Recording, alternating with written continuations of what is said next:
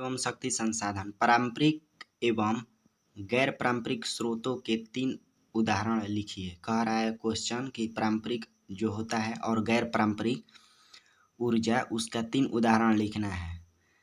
उत्तर में लिखा गया है कि पारंपरिक एवं गैर पारंपरिक ऊर्जा स्रोतों के 3 उदाहरण इस प्रकार हैं। पहला, पारंपरिक ऊर्जा स्रोत के उदाहरण। पारंपरिक के मतलब होता है जो पुराने ज़माने से उपयोग किया जा रहा है और फर्स्ट बार में इसका उपयोग किया गया है। जैसे कि कोयला नंबर 1 पे, 2 पे पेट्रोलियम, 3 पे प्राकृतिक गैस। 2 नंबर गैर पारंपरिक ऊर्जा के स्रोत। गैर पारंपरिक का मतलब होता है जो नया विकल्प के रूप में खोज किया गया है। नंबर 1 पे है सौर ऊर्जा, दूसरा पे पवन ऊर्जा, तीसरा पे भूतापीय ऊर्जा। पेट्रोलियम से किन किन वस्तुओं का निर्माण होता है? पेट्रोलियम से निम्नलिखित वस्तुओं का निर्माण होता है। गैसोलीन बनाने में, डीजल तथा केरोसिन तेल बनाने में, कीटनाशक दवाओं को बनाने में, साबुन तथा प्लास्टिक बनाने में, स्नेहक एवं पेट्रोल को बनाने में। अगला क्वेश्चन है कि सागर सम्राट क्या है? सागर सम्राट नामक एक मंच के तरह जलयान बनाया गया है जो कि मुंबई तट से 176 किलोमीटर की दूरी पर उत्तर पश्चिम दिशा में अरब सागर में है। अरब सागर गुजरात के क्षेत्र में पड़ता है। यहाँ समुद्र में 176 किलोमीटर दूरी पर है। पानी के भीतर तेल के कुएं खोदने का कार्य करता है। यह जो है जलयान पानी के भीतर समुद्र में तेल के कुएं खोदने का कार्य करता है। नदी घाटी परियोजना को बहुउद्देशीय परियोजना क्यों कहा जाता है? जो नदी घाटी पे बांध बनाया जाता है, परियोजना कार्य किया जाता है, उसको बहुउद्देशीय मतलब अनेक उद्देश्यों वाला क्यों कहा जाता है? उत्तर, नदी घाटी परियोजनाओं को बहुउद्देशीय परियोजना कहा जाता है क्योंकि इससे अनेक उद्देश्य को पूरा किया जा सकता है। इसको बहुउद्देशीय परियोजना कहा जाने का कारण निम्नलिखित है।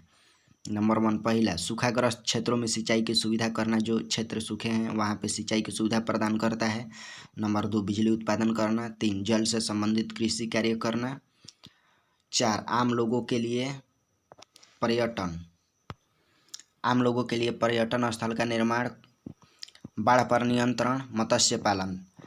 ताप शक्ति क्यों समाप्य संसाधन है? क्वेश्चन कह रहा है कि ताप शक्ति जो है उसको समाप्य मतलब समाप्त होने वाला संसाधन क्यों कहा जाता है? ताप शक्ति, जब कोयला तथा इससे संबंधित अन्य खनिजों को जलाकर बिजली प्राप्त किया जाता है तो उसे ताप शक्ति कहा जाता है क्योंकि इसके माध्यम से जल से भाप उत्पन्न करके टरबाइन की सहायता से बिजली उत्पन्न किया जाता है। इसको इसलिए समाप्य संसाधन कहा जाता है क्योंकि जिन खनिजों से इसका निर्माण होता है वह लगातार दोहन से एक दिन समाप्त हो जाएगा, अतः ताप शक्ति एक समाप्य संसाधन है। अगला क्वेश्चन, परमाणु शक्ति किन किन खनिजों से प्राप्त होता है? जो परमाणु शक्ति है किन खनिजों से प्राप्त होता है? तो उत्तर में है परमाणु शक्ति निम्नलिखित खनिजों से प्राप्त होता है। यूरेनियम, नंबर 1 पे यूरेनियम, 2 पे monazite, graphite, ilmenite, vanadium, antimony.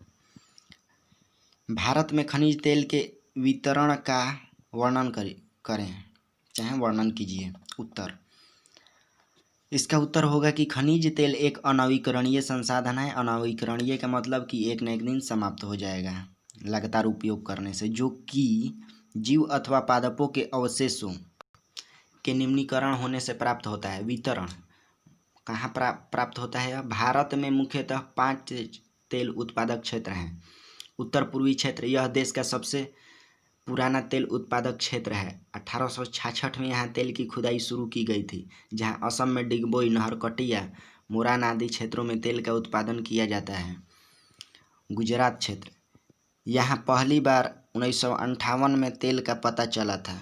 Gujarat का तेल उत्पादक क्षेत्रों में अंकलेश्वर, कलोल, नौगांव, कोसांबा, मेहसाना आदि। तीसरा, मुंबई हाई क्षेत्र, यहाँ तेल खोदने का कार्य 1975 से शुरू हुआ था। सागर सम्राट नामक मंच के माध्यम से अरब सागर में तेल प्राप्त किया जाता है। पूर्वी तट प्रदेश, यह क्षेत्र कृष्ण, गोदावरी और कावेरी नदियों के बेसिन में फैला हुआ है। अगला है वाडमेर बेसिन, यहाँ तेल का उत्पादन 2009 से शुरू हुआ। यहाँ प्रतिदिन 56,000 बैरल तेल का उत्पादन हो रहा है। अगला प्रश्न है, मोनाजाइट भारत में कहाँ कहाँ अवस्थित है? मोनाजाइट भारत में केरल, तमिलनाडु, उड़ीसा, आंध्र प्रदेश में पाया जाता है। कोयले का वर्गीकरण तथा उसकी विशेषताओं को लिखिए। भारत में कोयला मुख्यतः 4 प्रकार का होता है: एंथ्रासाइट, बिटुमिनस, लिग्नाइट और पिट कोयला। एंथ्रासाइट, बिटुमिनस, लिग्नाइट और पिटमय कोयला। किन्हीं 4 तेल शोधक कारखानों के नाम लिखिए। उत्तर: 4 तेल शोधक कारखानों के नाम निम्नलिखित हैं: असम का डिगबोई, बिहार के बरौनी, महाराष्ट्र का मुंबई, गुजरात का अंकलेश्वर।